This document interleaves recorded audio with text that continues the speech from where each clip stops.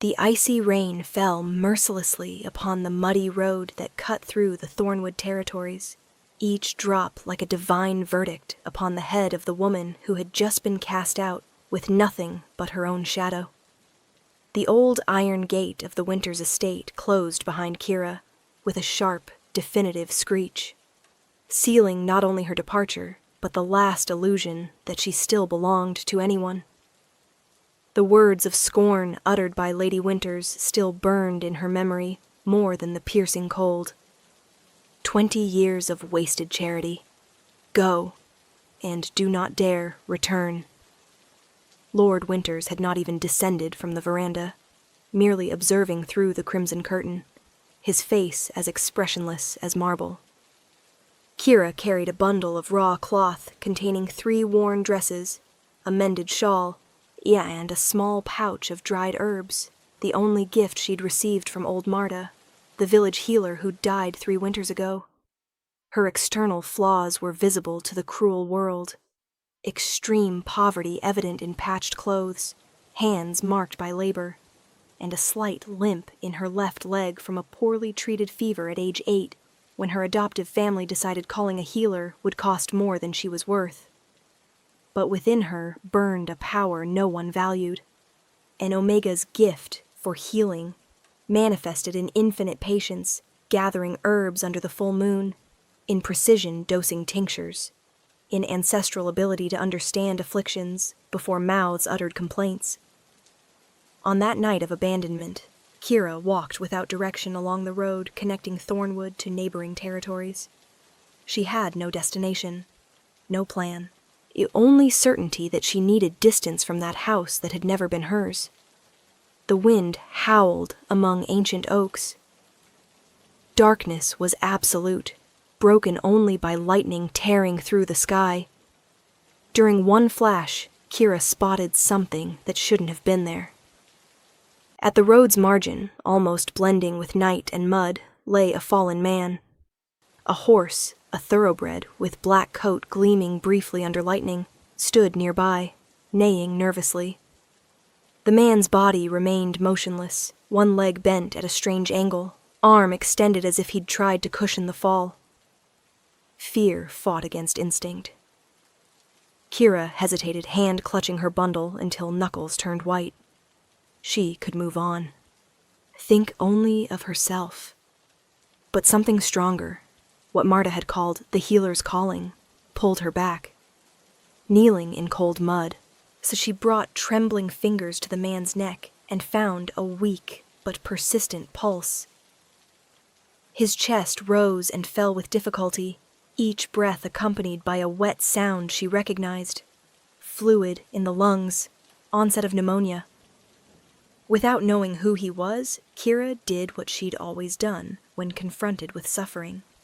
She cared.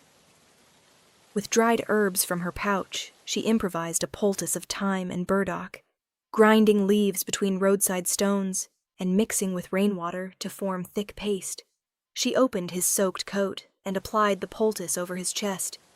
She spent the entire night there, crouched beside that stranger, protecting him from incessant rain with her own body, the shawl spread over both like an improvised tent.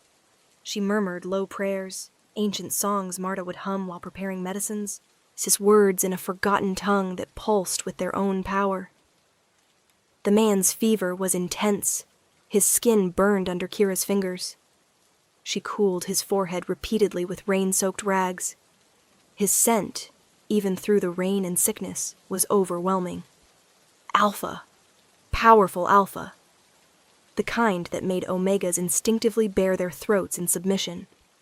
When first rays of sun pierced heavy clouds, Kira was exhausted. Her eyes burned, her leg throbbed with sharp pain, her stomach contracted with hunger and cold. But the man breathed better. The fever had subsided. It was then that the riders appeared. 6 armed men in liveries of midnight blue, embroidered with silver thread. The horses advanced in formation until stopping before the unusual scene. The leader, middle-aged with a scar crossing his eyebrow, dismounted and ran to the fallen body. "Your Majesty!" The soldier's voice carried ill-disguised panic. Alpha King Lucian! Sire, can you hear me? Kira was pushed aside without ceremony, shoved by rough hands. She stumbled, barely regaining balance against an oak trunk. She watched, stunned, as men surrounded the injured man, shouting orders, bringing blankets, preparing an improvised litter. Alpha King. She'd saved the Alpha King. "Who are you?" The question came like a whip. The captain stood inches away, eyes narrowed in suspicion. "What did you do to him?" I saved his life." The words came weak, hoarse. "I found him fallen. He was dying of fever." "Convenient," the captain spat. "An Omega finds the most powerful man in the realm by chance, and we're to believe in pure kindness." Another soldier approached, holding Kira's herb pouch. This was with her captain. Strange plants. Could be poison. The world spun. Kira tried to explain, words tripping in desperation. "No. Medicinal herbs, thyme, burdock, valerian. I used them to lower his fever, to help. You must believe me." "Silence," the captain raised his hand. "You're coming with us. If His Majesty survives, perhaps you'll be spared. If he dies..." The threat hung in the air, more effective for being unfinished. Kira was bound at the wrists with rough ropes biting delicate skin. Her bundle was confiscated, searched with brutality that tore one of her dresses. Through frightened whispers of soldiers, she learned whom she'd saved. Lucian Shadowbane, Alpha King of the Northern Realm. A man who did not forgive mistakes, did not tolerate weakness, who ruled with an iron fist since losing his mate years ago in a tragedy that servants whispered had turned his heart to stone. The journey to Shadowkeep Castle lasted 2 hours that felt like days. Kira was placed in a closed carriage, escorted by guards who didn't speak. Through the small barred window, she watched the landscape transform. Muddy roads gave way to ashlar stone paths. Humble huts were replaced by estates growing larger and more opulent. Finally, the castle emerged, a massive fortress of dark gray stone, its towers piercing the cloudy sky. Thick walls surrounded the complex. Flags with the royal crest, a black wolf upon a silver field, fluttered in the wind. The main gate opened with a groan of heavy chains. The carriage advanced through an inner courtyard that could house a small village, so Kira was led inside through a side entrance clearly reserved for unwelcome visitors. The corridors were wide, vaulted ceilings rose to dizzying heights, rich tapestries covered walls depicting ancestral hunts and epic battles. The smell was peculiar.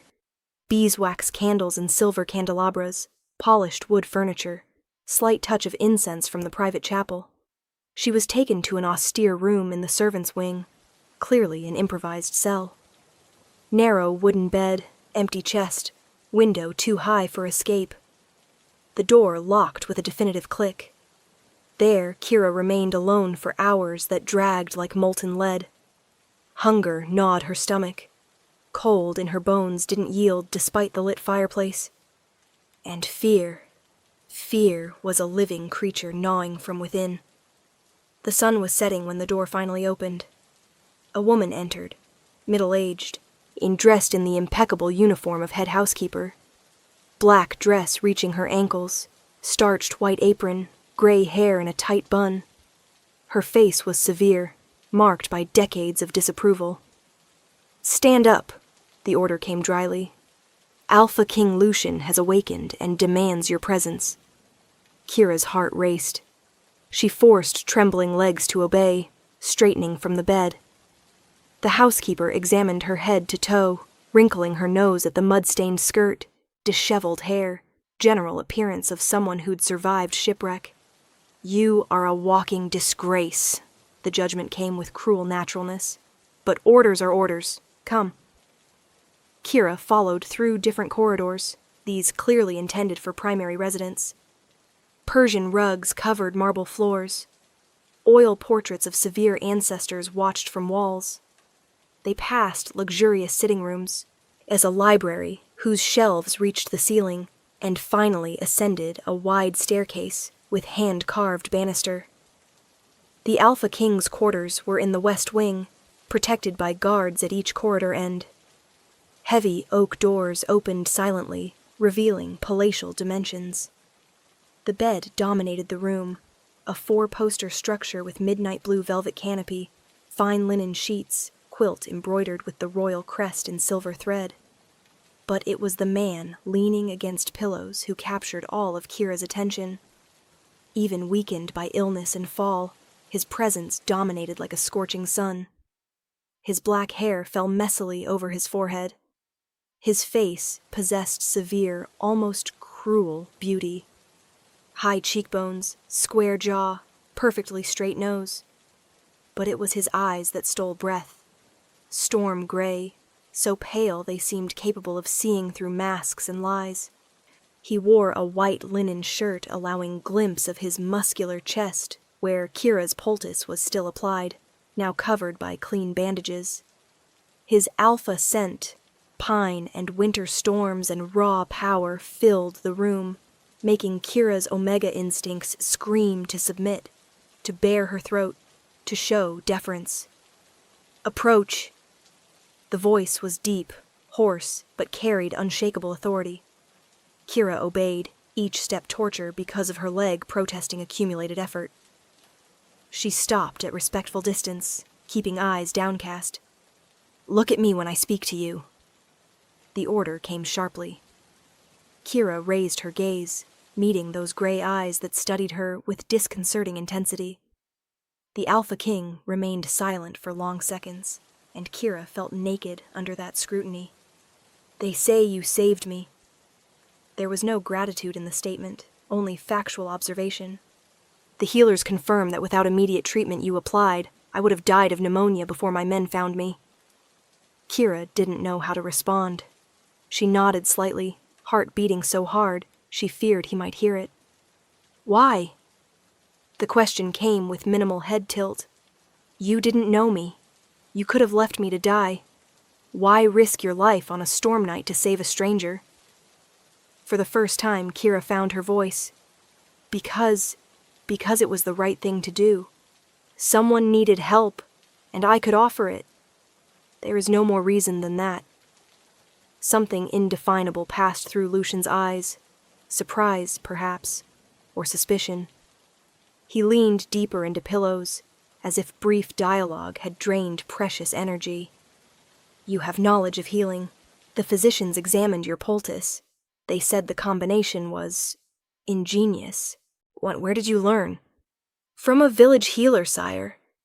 Marta was her name. She raised me in my early years before—" Kira cut herself off, realizing she was revealing more than she should. "Before what?" the Alpha King insisted, relentless. "Before being handed over to the Winters family as an orphan, sire." The Winters. Lucian savored the name as if it were poison. "I know that family. Parasites who live on appearances and debts. I presume it was not pleasant under their roof." Kira didn't respond, but her silence spoke louder than words. The Alpha King took a deep breath, a decision forming behind those storm-gray eyes. "You will stay here. You will oversee my recovery until the physicians declare me completely restored. In exchange, you will receive lodging, food, and compensation at the end. After that, you'll be free to leave or remain as a servant, if you wish." He paused, then added with calculated coldness, "Do not confuse this with gratitude. It is a transaction. You possess a useful skill, and I require it temporarily. Nothing more."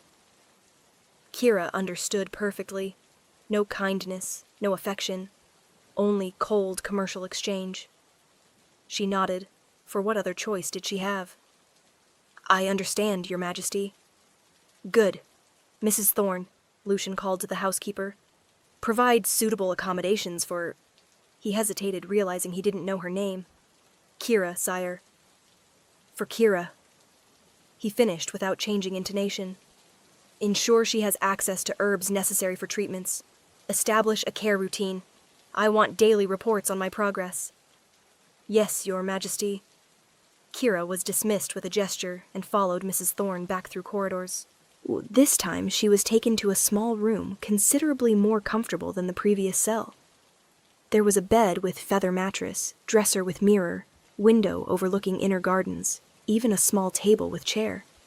Bathe and dress in clean clothes. The housekeeper indicated a porcelain basin full of warm water. I left a uniform on the bed.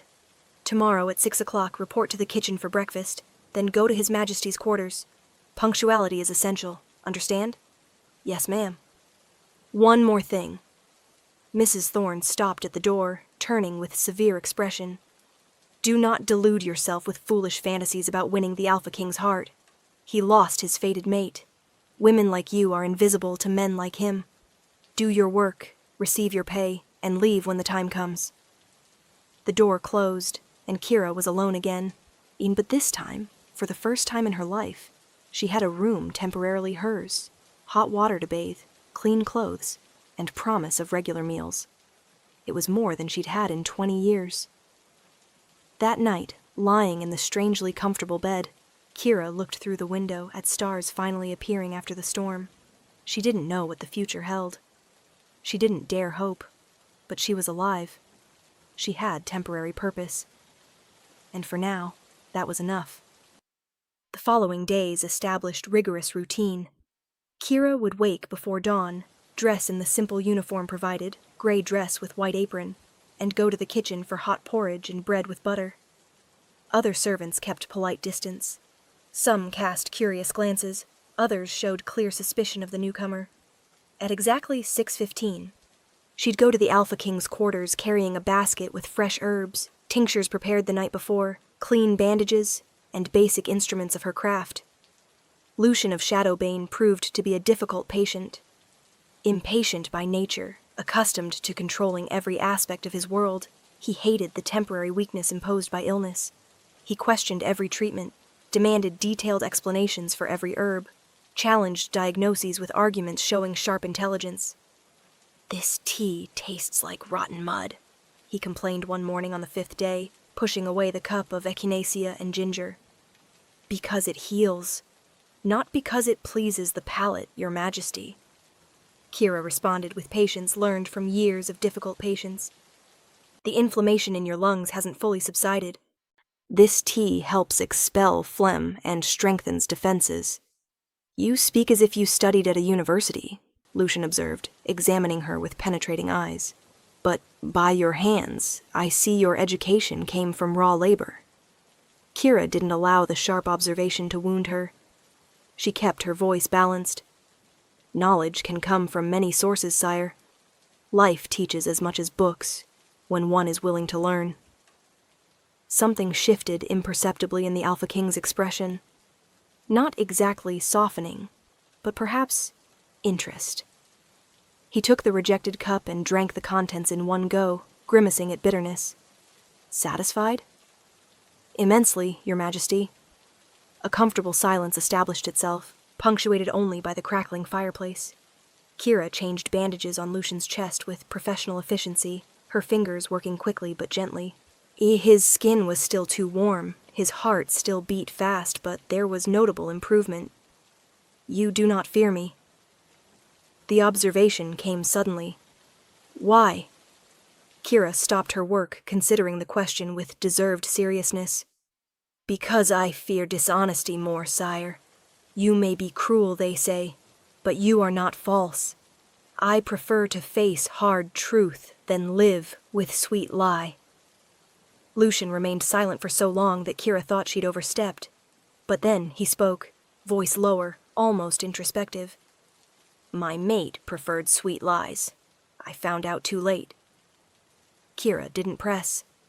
She finished changing bandages, gathered used materials, and was preparing to withdraw when the Alpha King stopped her with another question.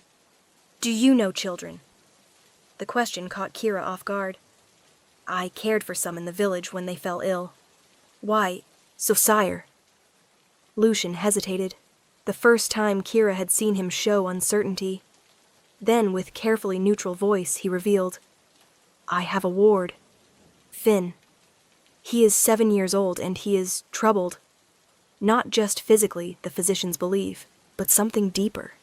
Since he lost his parents 3 years ago in a rogue attack, he hasn't spoken.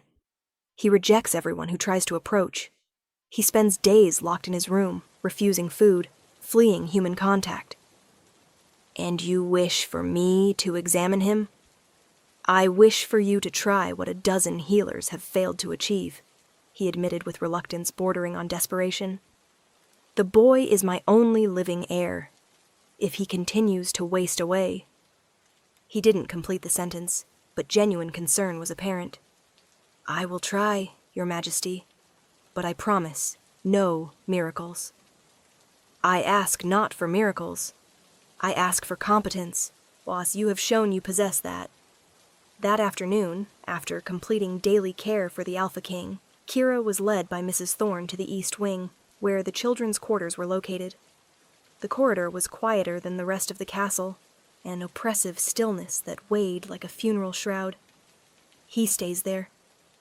Mrs. Thorne pointed to a light wood door with carvings of forest animals. Try if you wish, but expect no success. Servants have given up. Tutors have given up. The Alpha King himself? She sighed, letting the sentence die. Kira approached the door. She knocked lightly, 3 soft taps. Silence. She turned the handle and pushed slowly. The room was spacious and beautifully decorated. Wallpaper with illustrations of enchanted forests, miniature furniture, shelves full of expensive toys that seemed never touched. Yet, and in the farthest corner, huddled between wall and chest, was Finn. The boy was far too small for 7 years, thin to the point of worrying gauntness. His light brown hair fell messily over his forehead, partially hiding delicate features. His eyes, large and amber like liquid gold, fixed on Kira with mixture of fear and silent plea. Kira didn't approach. She remained at the entrance, giving the boy space and control. She sat on the floor, very slowly, so they were at the same height. Hello, Finn. Her voice came soft as silk. My name is Kira. I'm not going to hurt you, I promise. The boy didn't respond, but he didn't run away either. Progress. Kira stayed there, sitting on Finn's floor, without speaking, without forcing proximity, just present. After long minutes of silence, she took from her apron pocket something she'd brought, a small rag doll she'd made when she was 9, her only toy during childhood with the Winters. It was crude, with irregularly embroidered features, one eye slightly larger than the other, but there was affection invested in every stitch. She placed the doll on the floor between her and Finn, then began to sing. An ancient song Marta had taught her, about a child lost in the forest who finds friends among animals and discovers the way home guided by moonlight. The melody was simple, repetitive, like the swaying of a cradle. Kira sang the first verse, then the second. She kept her eyes on the rag doll, not forcing eye contact with Finn, respecting his space. In the 3rd verse, she noticed movement. The boy had moved slightly forward. In the 5th verse, Finn was standing. In the 7th, he approached the doll. His small, trembling fingers reached out and touched the worn fabric. Kira finished the song. Silence expanded again, but it was different now, softer, less oppressive. You can keep him if you like, Kira offered, gently pushing the doll toward Finn. He's a good friend. He never fails. Finn picked up the doll and, in a movement that broke Kira's heart, hugged it against his thin chest, hiding his face in the fabric. I'll come visit you tomorrow, all right? Kira stood slowly. And I can bring more stories if you want. The boy didn't respond with words, but he nodded. A minimal movement of the head, almost imperceptible. But it was a response. Kira left the room with tears stinging her eyes. In the corridor, she found Mrs. Thorne open-mouthed. He responded? He never... in 3 years. The housekeeper seemed genuinely shocked. It's a beginning, Kira said softly. Just a beginning. But it was more than that. It was hope sprouting where everyone had given up.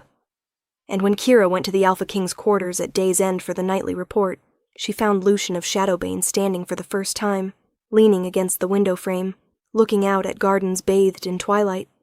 He accepted you. It wasn't a question. Somehow the Alpha King already knew. Mrs. Thorne reported. Yes, sire. Lucian turned, and for the first time since they'd met, something other than coldness inhabited those gray eyes.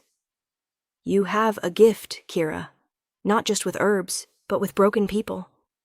We are all broken in some way, Your Majesty, Kira responded with simple truth. Some just hide the cracks better. The look Lucian cast her then was long, evaluating, impossible to fully decipher. Continue caring for Finn, besides me. I consider that part of your duties now. Yes, Your Majesty. But both knew it was no longer just duty. It was something deeper, more dangerous. It was a connection beginning to form where neither had planned to allow it. To be continued in Part 2. Will Kira heal both the Alpha King and his ward? What happens when enemies from the past return? And can an Omega healer truly capture the heart of the realm's most feared Alpha King?